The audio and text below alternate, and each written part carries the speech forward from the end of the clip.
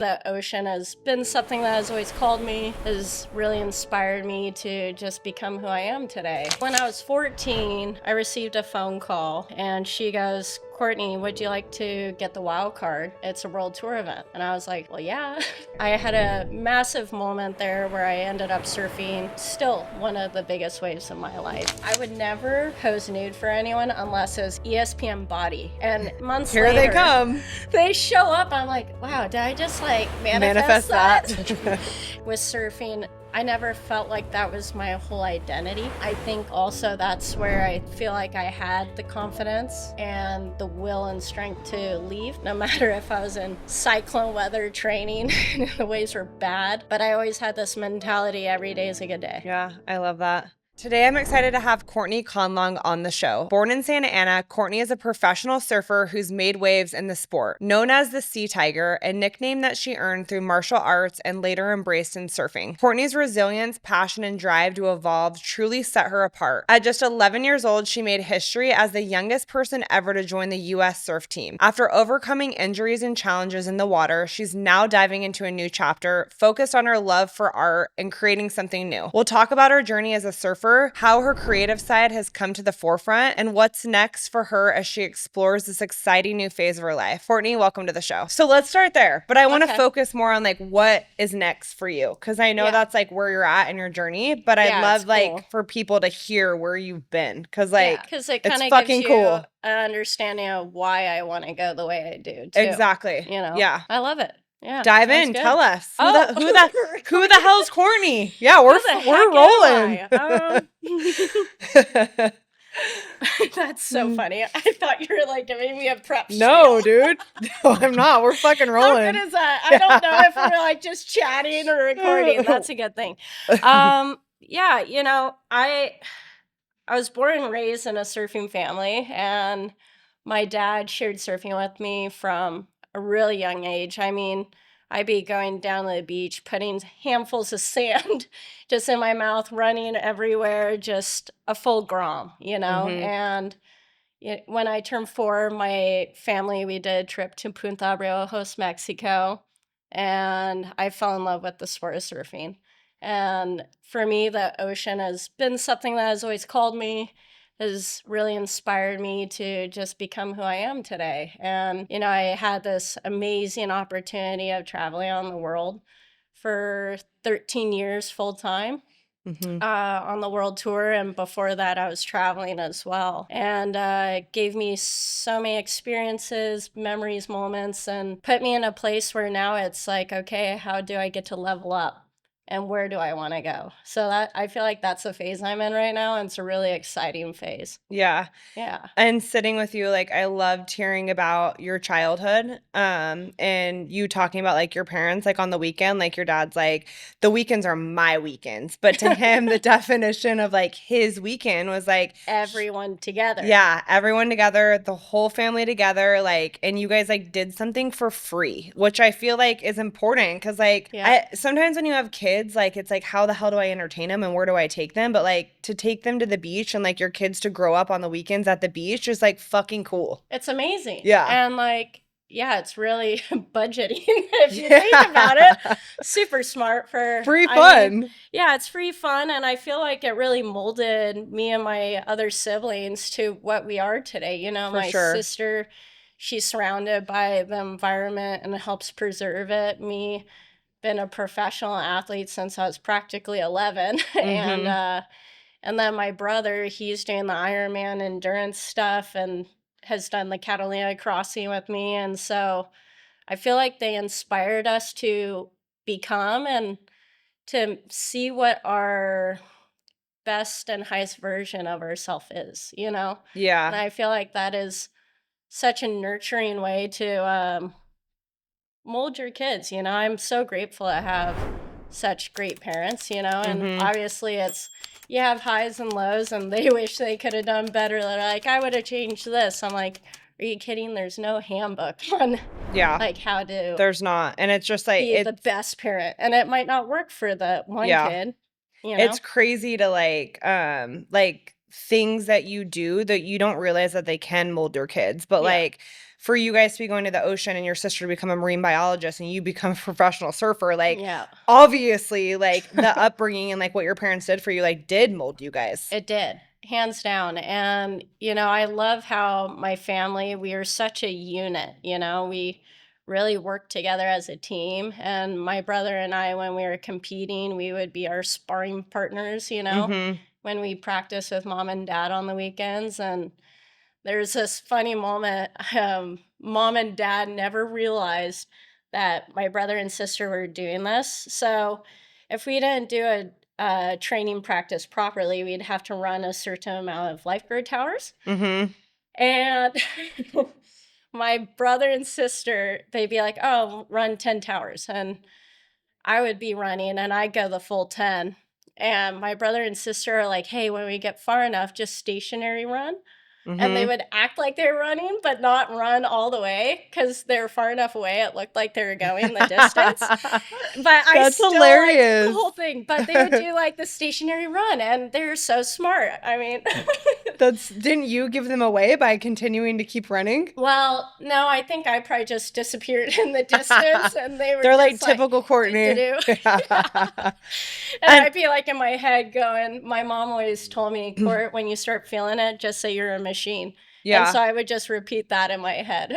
Yeah. And talking to you too, like I want to hear like a couple defining moments like in your surfing career that like really stood out to you. But like something else that I think's like really fucking cool about you is like you don't like fit the mold of like this surfer girl. Like you're so like authentically you. Like you're not trying to be like this beach blonde, sexy swimsuit. Like you're just like you and you Yeah. own it. And I don't know. I respect that. Like I Aw, respect thank you. people who are like authentically themselves. And I feel like you do it, I don't know, so well.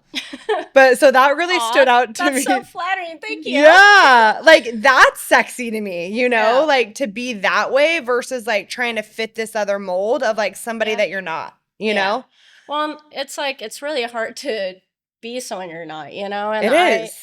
And it's probably challenging for someone to back who they are and just follow it through and through and just keep refining that, And I feel like I was very fortunate. I had a really good family that they gave me super good morals and values, And then um, I've always been that outdoors person that wanted to go camp, climb a rock, or see if I was capable of paddling from Catalina to Huntington. Fucking crazy. And it's like a lot of the other athletes I competed against, that wasn't their mold, and that's okay. They had their own. And Yeah. so for me, I was like, all right, let me maximize and see what I'm capable of and do it my way. Yeah.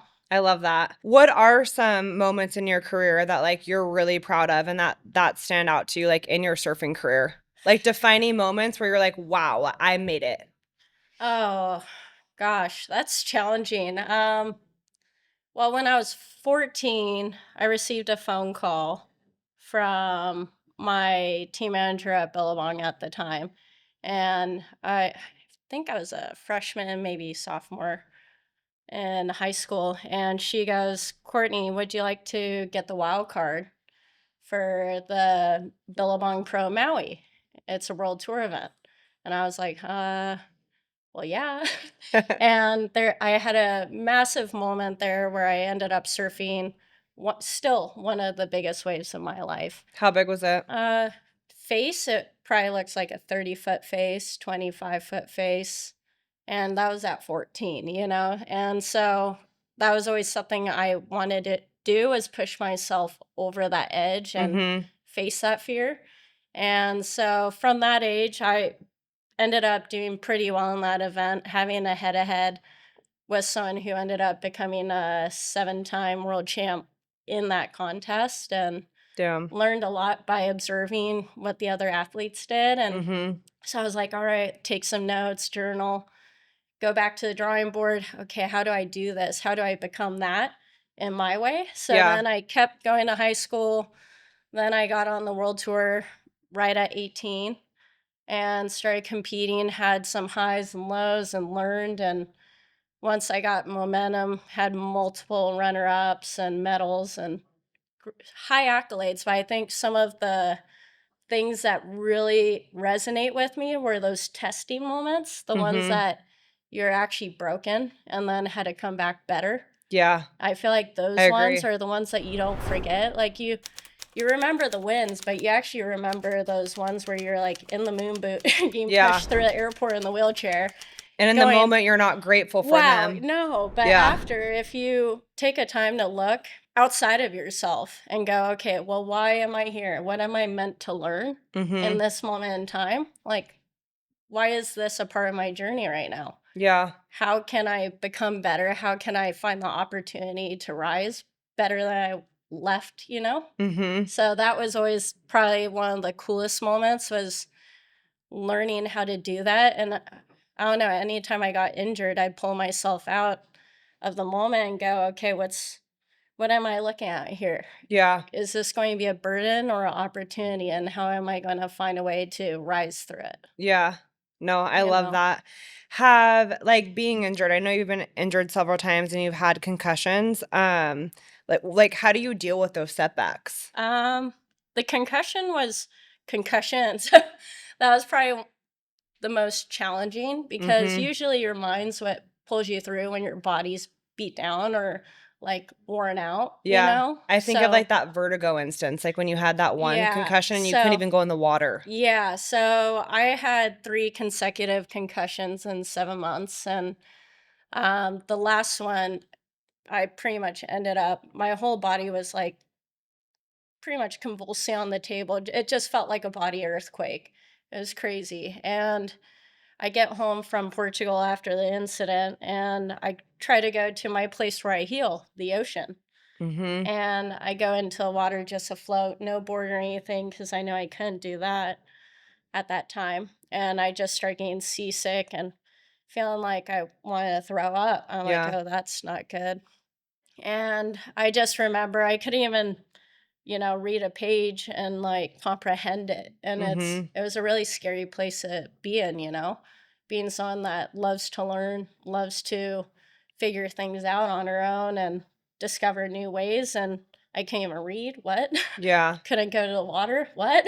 Yeah. And so it broke And that me lasted down for to how like, long? I couldn't go in the water for about 10 months. Yeah. I wasn't surfing for 10 months. That's wild. So, and then coming back from that, I decided COVID ended up happening, and I called my brother and my now boyfriend up, and I was like, hey, do you want to raise some money for a good cause and see if we could actually paddle from Catalina to Huntington? They're like, oh, is it an event? I'm like, we'll make one. You're fucking crazy. Like the fact that you even think about or want to do that is like wild. I was like, we'll make an event around it. I'm sure I could figure something out. And we picked a couple of charities that we really believe in. And from what we were observing during that time, so one of them was Feeding America. And so ended up doing this prep, like 7 weeks of prep, where we had pretty intense training programs. And after that, saw what we were made of, did the paddle, landed from at Catalina to Huntington. Yeah. Damn. Yeah. How many hours did that even take you? 7 hours and 45. That's actually not that bad, I feel It's like. not bad, but it was actually beautiful, like the whole process that you go through. Like paddling with your arms, laying on your stomach on a surfboard.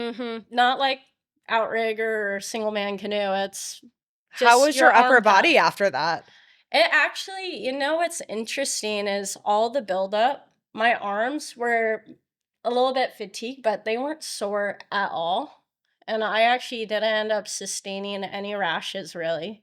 Damn. From the paddle, which surprised me. I was really surprised. Like from the that. movement on the board? The board and the bikini. Yeah. Which was incredible. Yeah. Because I had done all this prep. I was hoping, you don't want that to happen, but you're ready for it. And then, yeah, we land there, and I was like, wow, I still feel pretty good. So that's why I want to do a bigger paddle for myself to see what I'm. Oh, you didn't tell me about this. You're going to go farther?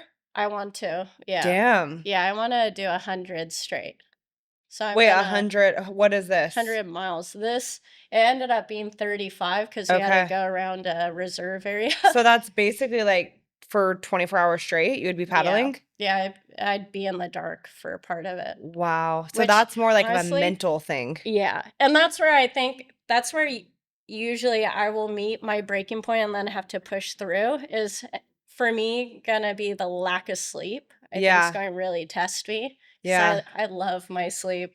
I'm That's such an 8-hour girl. Yeah, I'm an 8-hour girl too. I'm like actually a 9 or 10-hour girl. I'll take 9 or 10 is like ideal. Yeah. But I'm like, I've never been an early riser. Like, don't fuck with me in the mornings. Like, Really? I want to like sleep Oh, in. you're like my sister. Yeah. That's like, you don't say a word till she gets her sip of coffee. Damn, paddling through that's my worst fear. That's my worst nightmare. To be like, if I was out on a board in pitch black nighttime. And like the channel that I'm looking at right now, I'm like, wow. Where is it? Well, I'm looking at a couple different lines. So right now I'm looking at South Anacapa to Catalina and then into Huntington. And I Okay. won't even touch the boat. Like, it's going to be gnarly. But I'm like, well, you live one life. How do you eat? Do you not eat? I'm going to eat sweet potato. They just chuck it. I told you, I love sweet potatoes. Okay, you have to try it with peanut butter. I told you. Oh, well, so I told Mom about the peanut butter and the sweet potato. I was like, that's a great idea. Then you get kind of the best of both because like the peanut butter is a fat, it keeps you going. And then I would add some honey because I love a little and sweetness. like cinnamon. Yeah, a little cinnamon on it. It's so good. See, it's like the perfect little pocket of yumminess. Yeah. So funny. Okay, so surfing, obviously you've accomplished so much. But what is next for Courtney? Next for me, obviously, I really want to pursue big wave a bit and see what I'm capable of riding. That's like longboard, right? Like it's a short board, but technically.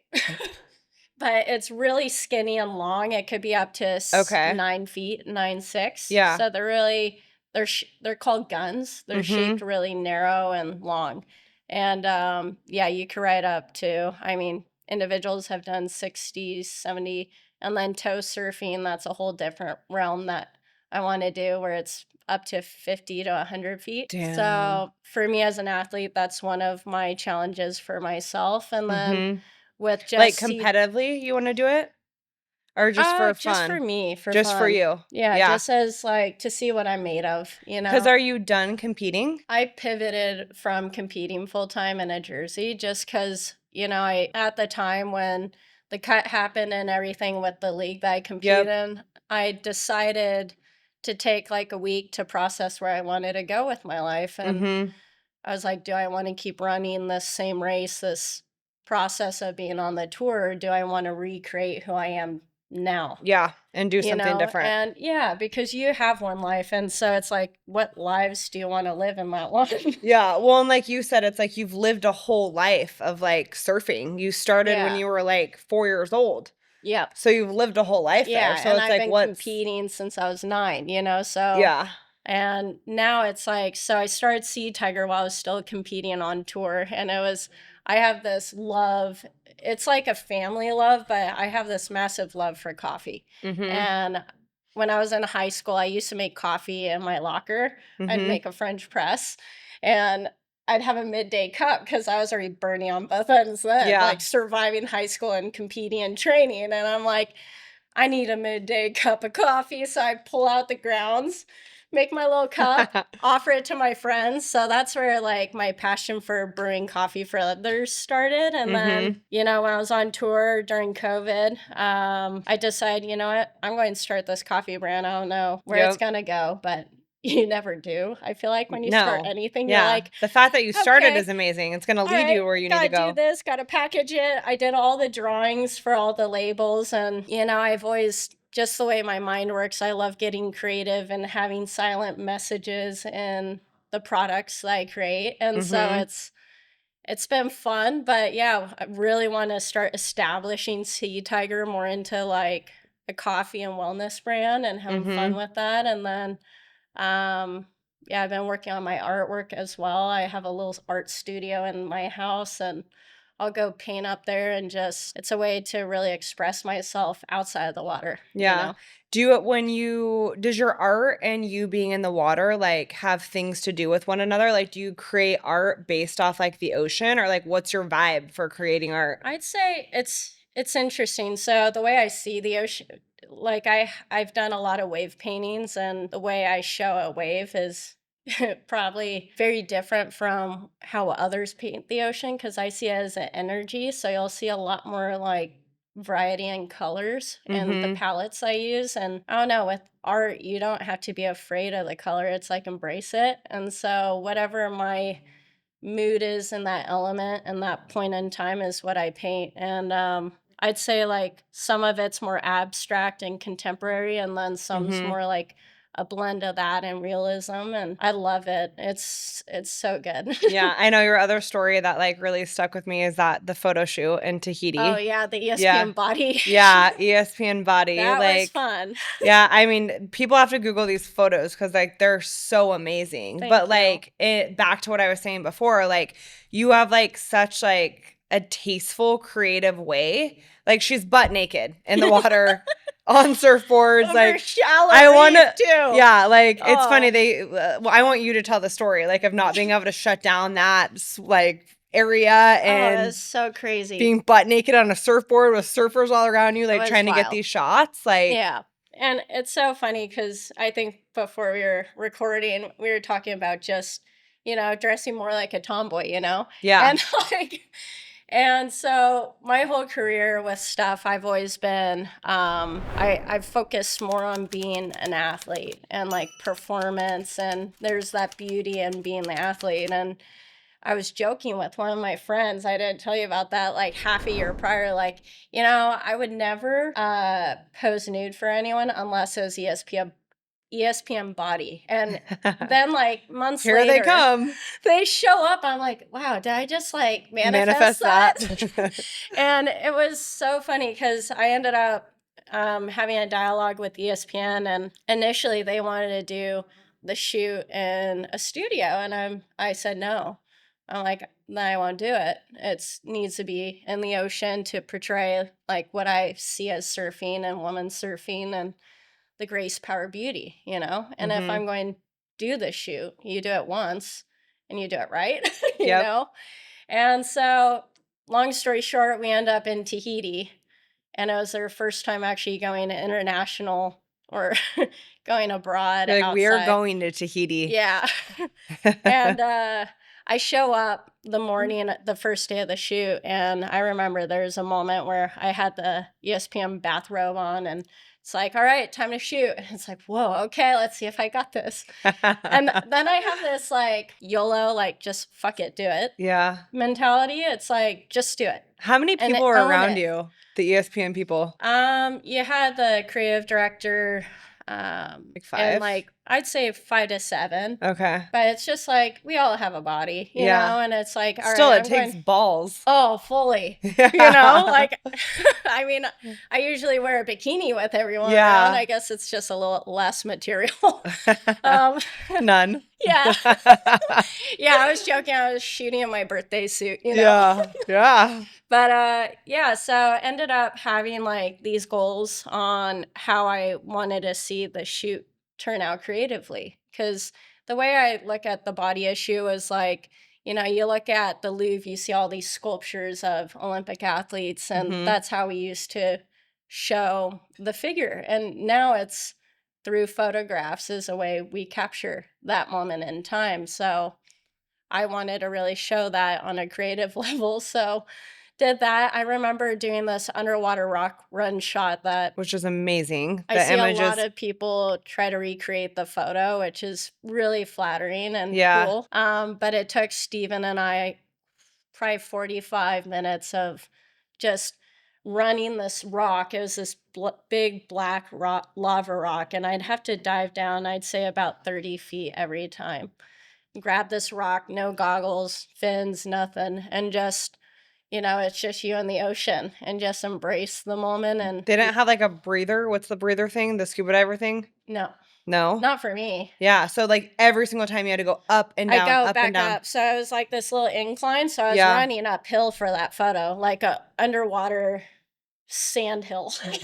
So It was wild. so cool. So that shot's still to this day one of my favorites. And then there's one thing where I wanted to get a surf shot, Mm-hmm. like a really powerful surf shot. And I loved his we were story. going to do it at Teohopu, like where the Olympics was, but the waves weren't working and Mother Nature just decided that wasn't the spot. And I'm like, well, thank you, Mother Nature. Because the spot that you could go to, they could shut the beach down. Yeah, So like people wouldn't see you Ramona would have shut surfing the naked. beach down. Yeah. So I would have had a little bit of privacy. And then so we went to this secret wave on a different island, and Ramona goes, I could have closed that wave down, but this wave I can't. So you're going to have to decide if you want the shot and if you're going to perform in front of them. And I just was, it took me probably like a little bit to process. I'm like, you know what? Let's do it. Like we went all this way. And yeah, they couldn't clear the area. It was a wild experience. But so it's you naked surfing on your surfboard and all these guys in the same wave as you. Oh yeah, in the same location, surf spot as me. Being like, why the hell is this naked girl and on even people came down because they must have heard like us surfing. Naked girl on a surfboard. I think they heard about it. I was like, uh-oh. Yeah. But yeah, I mean, it's so funny because you still have variables of like localism even when you're butt naked. Yeah. I mean, it's just crazy. Like the first place my brain went is like how many things you must be thinking in that moment. Cause like you're trying to get the shot. You're naked on a board. I had you're to protect surfing. everything too. Yeah, you have to hide your body parts so your boobs aren't hanging out. Yeah. And it's definitely, it was a wild experience. I made surfing heats seem really easy because like all the different variables that I had to handle and just keep everything calm and looking calm. Yeah. Too, because photos show everything. For sure. And like you nailed it though. Like it's the best shot ever. I want you to text me both of these images so I can put them on this video. I know. It was definitely super cool. And it's so funny because there's this one photo that, man, it's such an incredible shot. But I was so psyched on the wave, I forgot. That was in my birthday suit. Yeah. I opened up at the camera. I'm like, damn. Can't use that one. And then the location I was at, if I fell, it was like I was surfing over a foot of water and it was razor sharp reef. So if I actually fell, I would have gone straight to the hospital, probably. Damn. Or I had like Papa Mayoni, one of the local like Tahitians liming my cuts, which would have hurt so bad. Damn, that's so wild. It was a wild experience. I love that story. Yeah. So as far as like what's next, like you have the art, you have your coffee brand. Yep. What one do you feel like you're gonna lean into more, and like what other things are you passionate about? Well, I think life's my passion, and like I love that. I love to create things, and bring things that are in my mind into something that's tangible that someone can enjoy and embrace, and hopefully it's helping elevate and make their life a little bit brighter in the day, and so for me, I look at both things. They're kind of basket weaved as just impacting others, So whatever I'm doing, I'm trying to just bring more light into the world. There's so much chaos in everyday life. So if I could bring a little simple smile to someone's day, whether it's through a beautiful cup of coffee or a beautiful canvas that'll like move and transcend someone, it's, they're both really cool things. But yeah, the coffee is a really fun one that I think that's definitely been a lifetime dream. Yeah.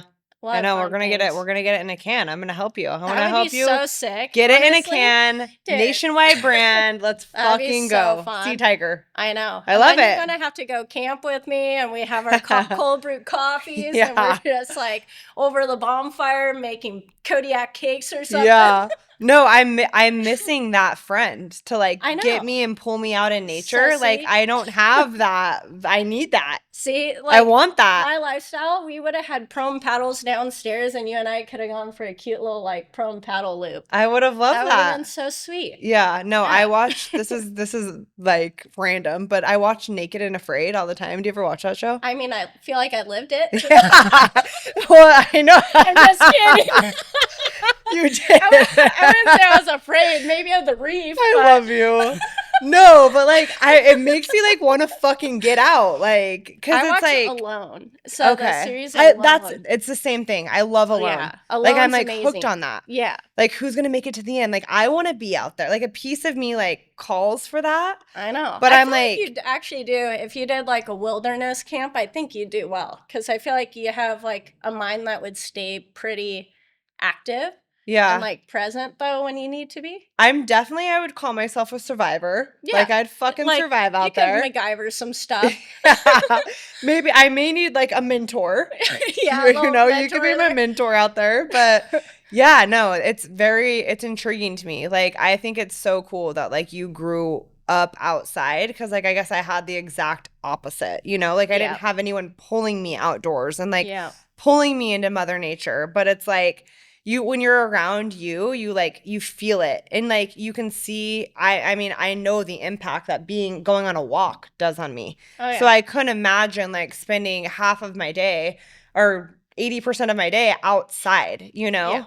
So there Yeah, is something like special to be said about that. It's definitely special. I feel like anytime you're in the outdoors, and then the ocean to me is like such a healer. And there's just something Yeah. about the ocean, you know, and that's why I think it's so important. I'm so grateful for my sister. She's trying to protect it and doing what she can, but preserving it because Mm-hmm. anytime you go in the ocean, it'd be interesting to do tests on people like how they are before and then after. Because I Yeah. feel like just being in the ocean, you see surfers. I think it's the fountain of youth Yeah. for people, just grounding. Yeah. And I You mean know, just in like the salt water, it's just a very healthy. stress. Like Yeah. I mean I have a pool to the water too, obviously not to be in it because Yeah. like I told you I'm fucking it's terrified of cold, sharks too. and I'm just not in It's cold. I'm an on the water girl. Like I want to learn how to sail, but like I want to be by the water. So I feel the pool, not Yeah. near in the way that you do, but like it calms me. Like obviously like this my office is on the fucking water. I like, know. I'm like,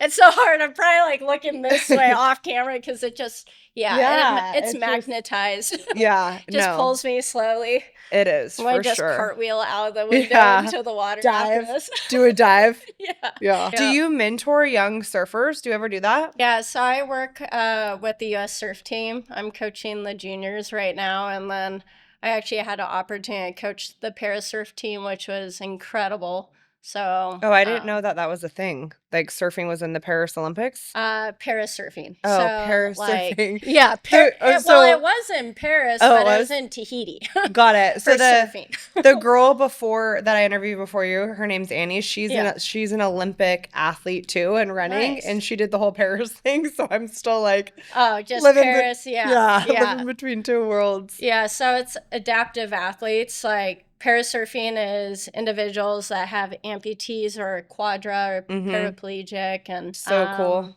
cerebral palsy. Yeah. So things like that. And having the opportunity to help them reach their dreams was so cool and fun to witness and just share my knowledge and see how they utilize it. Yeah. It's really cool. And then with the juniors, working and mentoring them's been, I mean, I'm called a coach, but I feel like I'm more of a mentor and a guide.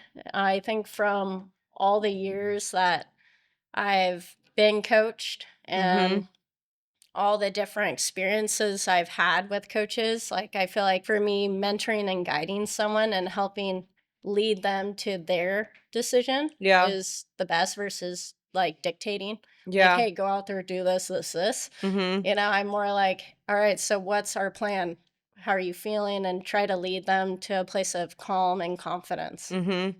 Another thing that you said to me when I was talking to you is like your parents always gave you a choice. Yeah. Yeah. Like Yeah. talk to me about that. Like they either, what was it, strings or Strings or wins. yeah, So, strings or winds. I like it's that. so funny because, yeah, my parents, they found a way to not get us to say no, Yeah. pretty much.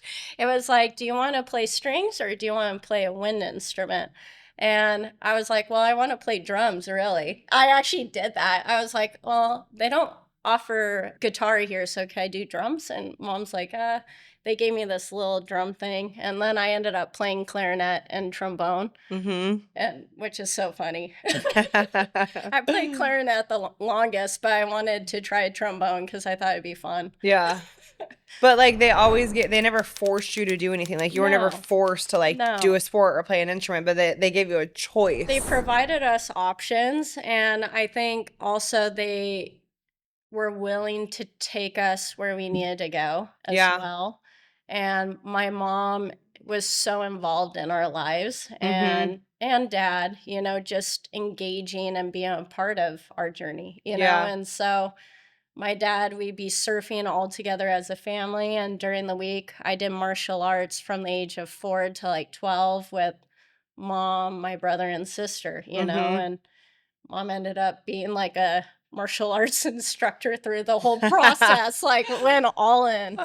And so, you know, it's really beautiful, I think, how a parent can instill and impact, you know, Yeah. their kid, and For sure.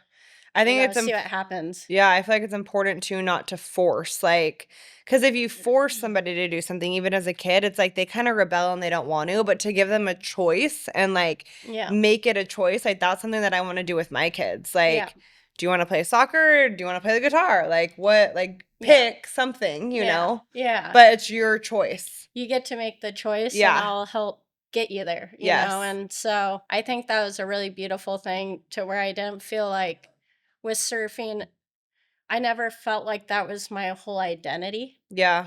you know? And I think also that's where I feel like I had the confidence Mm-hmm. and the will and strength to leave Yeah. something that has been such a huge part of my life, which I'm still in it, you Yeah. know, but it's like to leave something that you're doing and competing for decades. Yeah. No, I think that's important because, like, And be okay with becoming something new. yeah, that's important because, like, a lot of people do tie, like, athletes and entrepreneurs, they tie, like, their identity to, like, what it is they're doing or, Yeah. like, the sport they're competing in or the business that they're building. And, like, some of them, like, even me, like myself, it's like, who am I outside of this? Like, I ask myself that question still today. Like, Yeah. who am I besides Ashley, the entrepreneur? Like, yeah, I'm a mom. Yeah, I'm a wife. But like, I do tie my identity so much to being an entrepreneur and like Yeah. running a business that and I feel like a lot of people do that. It's interesting to me to hear that like you didn't do that. No. And it was easy for you like not to do that because like I actually feel like that's really hard to do. Yeah, and I think it's because I was diversified in so many different things from a young age. You know, when I started competing full time, I still had high school, and I was on the track team Yeah. and cross country, and had my social life outside of competing, Mm-hmm. you know? So when I would go through those super awesome highs and then you come off of it, I mean, the high, when we're really thinking about it, lasts, what, I mean, not even an hour. Yeah. And then you're coming off of it, and it's this crazy endorphin release, and you're like, wow, this is the best I've ever felt. And then you're literally packing the bags sometimes that night, heading into the next stop. Mm-hmm. And so you had to reset. Yeah. So if I had my identity purely around competing and winning and losing, and that's it, it could, I think, batter Kill you you. pretty Yeah. bad. And doesn't mean I didn't wear a loss. Like, I felt them. Mm-hmm.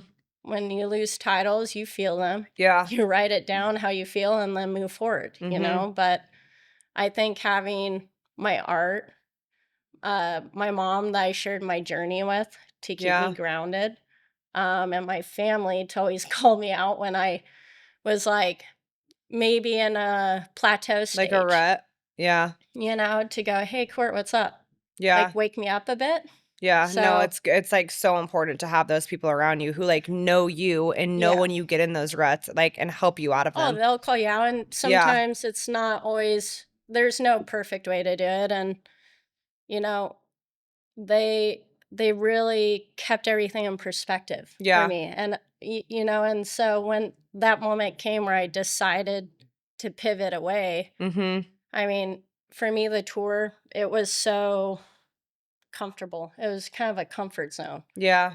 you know, Yeah. 250 days on the road, living out of a suitcase. I really know how to do that. How many countries have you been to? Have you kept lost, track? And I've lost count. Yeah. What's the coolest place you've ever been? What's the coolest area, like waves Mm, you've ever surfed? coolest wave? Well, the prettiest wave is Mm-hmm. in Tahiti. Tahiti. That's probably where I wanted to do the photo. Yeah.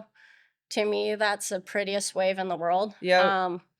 I was really grateful. My last world tour one was actually at that location. Oh, that's So special. it's actually really cool to have like that be Go out the with a last. bang. Well, and it was the first time it had been held, a tour Mm-hmm. event for the women there in like 15 or 17 years. Oh, damn. That's cool. So, and I got it. So Yeah. I was really grateful. Mm-hmm. But that location's just beautiful. Mm-hmm. I want to go There's just there. something about it. Like Yeah. you'll be in the barrel, and to get barreled is when the wave goes completely over you. Yep.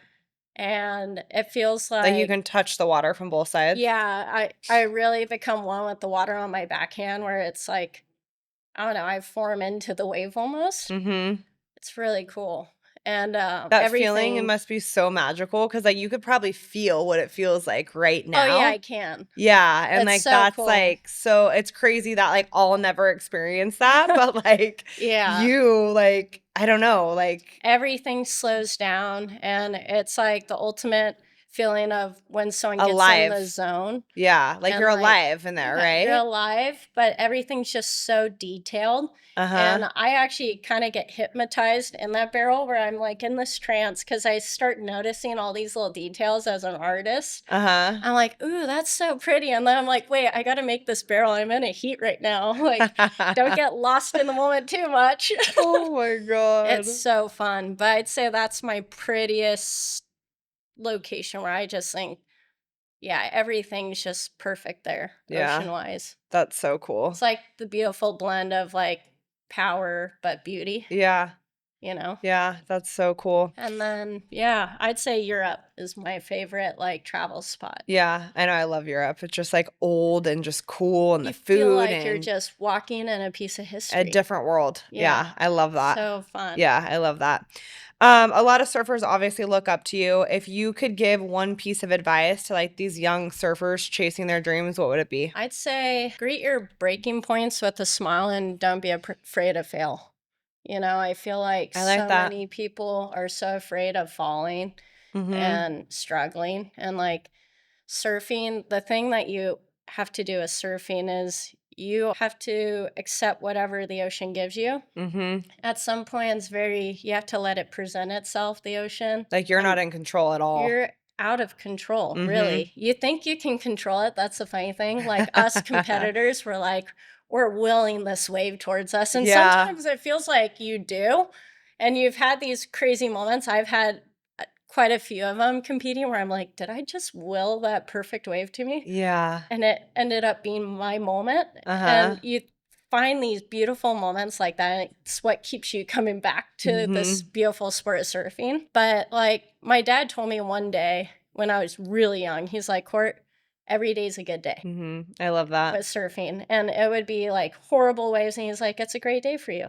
Mm-hmm. And so I always had that mentality, like no matter if I was in cyclone weather training and the waves were bad, but I always had this mentality, every day is a good day. Yeah, I love that. Yeah. And like you feel that when you're around you. Like yeah, you embrace the testing. Yeah. I came up with this quote when I was getting tested for I don't know why in my early like tested in life. Yeah. and just surfing, just all these little things were happening. I'm like, why? Why now? Like I did all this preseason. Why me? Yeah, I was like, I did all this preseason. Why right like a week, 2 weeks before my comp am I dealing with this? Like having to sleep on couches and stuff because accommodation issues. Like, Yeah. why? Like, I'm a tour athlete. Is this supposed to happen? You know?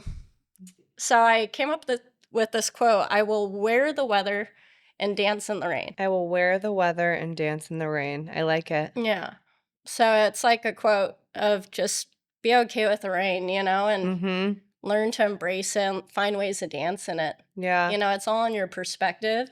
You could go, oh, it's rainy, it's cloudy, it's gloomy. You Yeah. know, be all Eeyore. Yeah.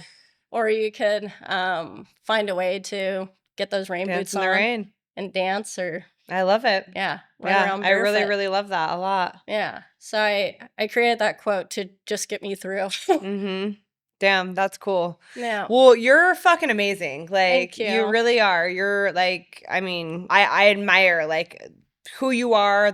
Like, I wish I could get in the water and surf and be this amazing outdoor You're person gonna get and in the this water at positive. some Like, point. you're And just- it's probably going to be me being like, "Hey, you literally work by the beach. Yeah. Let's go." I mean, just like the 5 mile human that loop. you are, though. Like, I don't know, you just like feel it when you're around you. So, like, that's so cool to me. And like, it's cool to me to know that you're this way, like, from being in Mother Nature and the water. Like, I don't know, it just like inspires me to like want to get out there. I love it. I love your story, and I mean, I appreciate you being here and coming on here, and I'm Thank you. excited for our new little friendship we got here. I know. This is so Yeah. awesome. I love it. I feel like we've only hung out a couple times, but I feel like we've known each other forever. Yes, like Oh, no, it's I don't weird. know. I know. I It's love weird. it. I love it. I like I love it. seriously sit here and talk to you I forever. know. Let's just keep going. You know, I bet, you know, has anyone ever created a whole company from scratch on a podcast and made it into a product? Like from start to finish on a podcast? I mean, I don't know. Are we manifesting our I brand? kind of think we should do that at some point. I feel like we could do something cool. Okay. Maybe it doesn't need to be Sea Tiger. I feel like you and I could create like a fun idea. Okay. Just- Let's I don't fucking do know. it, dude. I don't know. Like imagine if someone captured from the idea, Uh-huh. like the Like this brainstorm. moment, and then 5 to years from the- now, the process. Yeah, and captured it all on a podcast. That would be freaking awesome. I love it. I mean, you're talking to the right girl. Don't tell No, me idea, because I'll I fucking know. jump Well, on the it. thing is, If it's Chris like, was here, he'd be like, I "Oh was just, God." you know, us with our ideas, I was just like, wait, this sounds cool. I I don't know. think it's ever been done. Yeah, it hasn't. Let's do it. I'm down. I know. I believe I in think you. we should, like, so I want Sit to. down and Yeah. do another one and start from just ideas, just throwing ideas around. Yeah.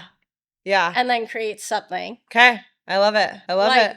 Blend almost our two worlds into like One thing. product. Yep. It has to be a product. One product. Uh huh. And then go from there. Okay. Look at, we're turning the lights out because our energy That's is so that's solid. never happened before.